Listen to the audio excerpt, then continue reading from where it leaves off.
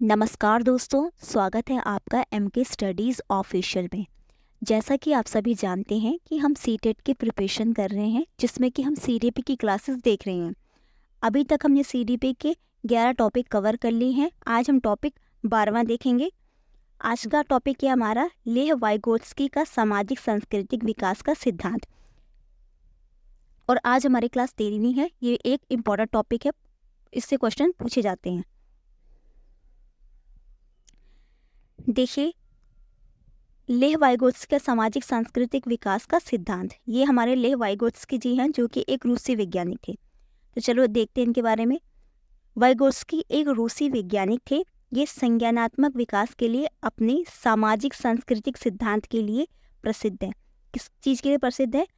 संज्ञानात्मक विकास के सामाजिक सांस्कृतिक सिद्धांत के लिए। इस सिद्धांत के अनुसार बच्चों का संज्ञानात्मक विकास सामाजिक और सांस्कृतिक संदर्भ में होता है। यानी कि वाइगोत्स्की जी का मानना था कि बच्चों का जो संज्ञानात्मक विकास है वो कैसे होता है, जब वो समाज में रहते हैं, अपने कल्चर में रहते हैं, लोगों से बातचीत करते हैं, तो तभी उनका संज्ञानात्मक विकास होता है।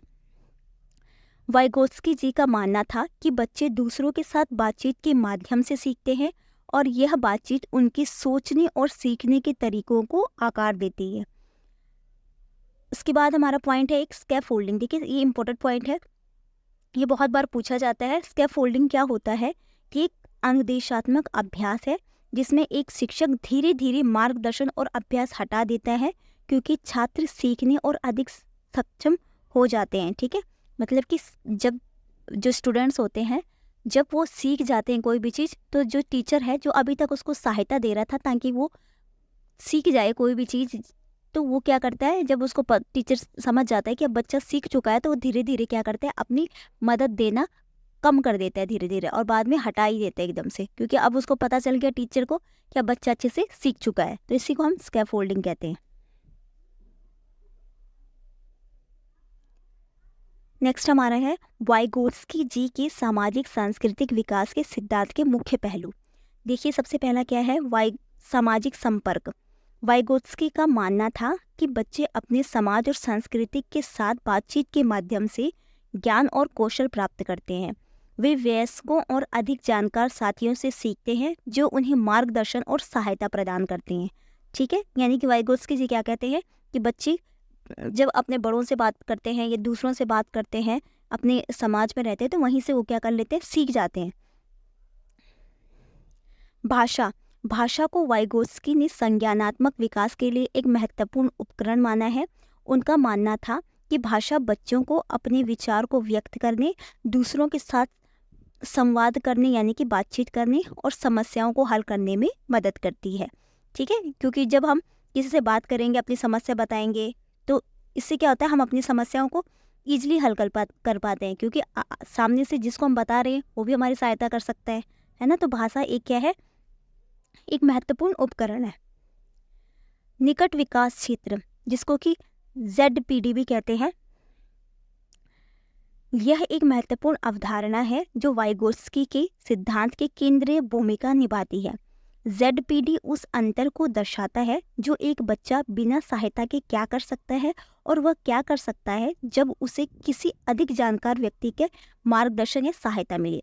वाइगोत्स्की का मानना है कि ZPD से सीखना सबसे प्रभावी होता है।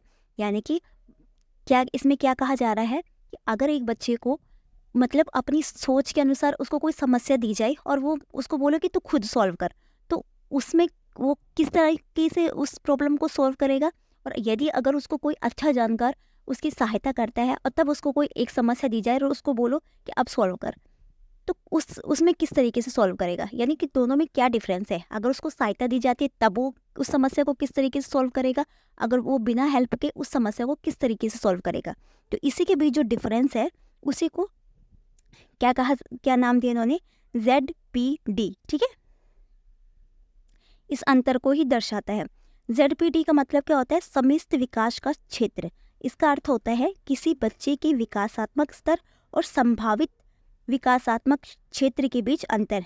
ठीक है, नेक्स्ट हमारा है सांस्कृतिक उपकरण।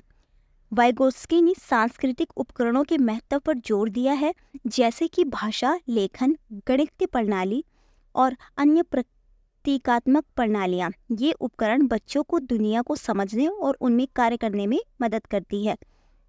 ये जो सभी प्रणालियाँ हैं, ये क्या करती है, बच्चा क्या करता है, इनकी हेल्प से, जैसे भाषा से हम किसी से बातचीत करके हम समझ सकते हैं कि सामने वाला पर्सन कैसा है, ठीक है। लेखन से किसी को अपने अपने कुछ लिख के हम किसी को अपने मन की बात बता सकते हैं। गणितीय प्रणाली और अन्य प्रतीकात्मक प्रणालियों से क्या करता है, बच्चा दुनिया को समझता है और उसमें कार्य करने में उससे मदद मिलती है। नेक्स्ट हमारा है उदाहरण। अब हम एग्जाम्पल्स देखते हैं। जैसे एक बच्चा पहली बार साइकिल चलाना सीख रहा है। शुरुआत में वो अपने माता पिता या किसी बड़े बच्चे की मदद की ज़रूरत होती है। धीरे धीरे जैसे जैसे वह अधिक कुशल होता जाता है, उसे कम मदद की ज़रूरत होती है, अतः वह बिना किसी मदद के साइकिल चलाने में सक्षम हो जाता है। ये क्या है, ZPD का उदाहरण है। पहले उसने क्या किया था, पहले उसको किसी की सहायता की ज़रूरत पड़ी, फिर उसने क्या किया, धीरे धीरे धीरे उसकी सहायता हटा दी, ठीक है। तो यही हमारा क्या है, ZPD का एक उदाहरण है। इसी प्रकार एक बच्चा एक नया शब्द सीख रहा है। वह शब्द को पहले किसी वयस्क से सुनता है, फिर उस शब्द का उपयोग करने का प्रयास करता है। यदि वह गलत है तो वयस्क उसे सही करता है। धीरे धीरे बच्चा शब्द का सही उपयोग करना सीख जाता है। यह सामाजिक संपर्क और भाषा के उपयोग के माध्यम से सीखे गए का एक उदाहरण है। यानी कि समाज में जब हम भाषा सीखते हैं दूसरों के द्वारा, तो वही उसी का ये उदाहरण है, ठीक है, भाषा का। कि बच्चे क्या करता है, पहले अपने बड़ों से सीखता है, ठीक है, और उसके बाद जब उसको वो वर्ड बोलना आ जाता है तो कोशिश करता है। अगर वो वर्ड गलत बोलता है तो जो बड़ा बंदा है उसको समझाता है कि ऐसे नहीं बोलते, ऐसे बोलते हैं इसको। और फिर जब वो सही तरीके से सीख जाता है, ठीक है, धीरे धीरे करके। ये क्या हमारा है, सामाजिक संपर्क और भाषा के उपयोग के माध्यम से सीखने का एक उदाहरण है ये। नेक्स्ट हमारा है, अब देखिए मेन पॉइंट क्या है, ठीक है, इस सब का निचोड़ क्या है। देखिए सबसे पहले हमारा क्या है, मुख्य बिंदु क्या है इसके, कि हर प्रकार के विकास में समाज का योगदान है। वाइगोत्स्की जी के ने क्या कहा है कि जो कॉग्निटिव यानी संज्ञानात्मक विकास, मतलब हर पक्ष का जो विकास है उसमें समाज का योगदान होता ही होता है। समाज के अंतर्क्रिया के फलस्वरूप सभी तरह के विकास होते हैं। जैसे सुविधाएं मिलती है वैसा विकास होता है, ठीक है। अगर आपको अच्छा समाज, अच्छी फैसिलिटी होंगी, हर चीज़ की अच्छे टीचर्स मिलेंगे तो आपका विकास उस तरीके से होगा। अगर आपको उस तरीके से अच्छी सुविधाएं नहीं मिलती है तो आपका विकास उस तरीके से होगा, ठीक है। यानी कि अगर जैसे आपको सुविधा मिलती है समाज में रहते हुए, वैसे ही आपका विकास होता है। बाल्यावस्था में क्या होता है, बच्चे क्या करते हैं, गिरोह अवस्था है, गैंग एज में होता है। गैंग एज में भी तो समाज के अंदर ही होता है, वो मतलब वो एक ग्रुप बना के रहते हैं, ठीक है। जब वो बाल्यावस्था में होता है तो ग्रुप में रहते हैं, ग्रुप बनाना अच्छा लगता है बच्चों को उसमें, ठीक है। किशोर अवस्था में बच्चे क्या करते हैं, समूह में सक्रिय सदस्य रहते हैं, मतलब रहते तो ग्रुप में लेकिन एक्टिव रहते हैं, ठीक है, कुछ ना कुछ करने में लगे रहते हैं।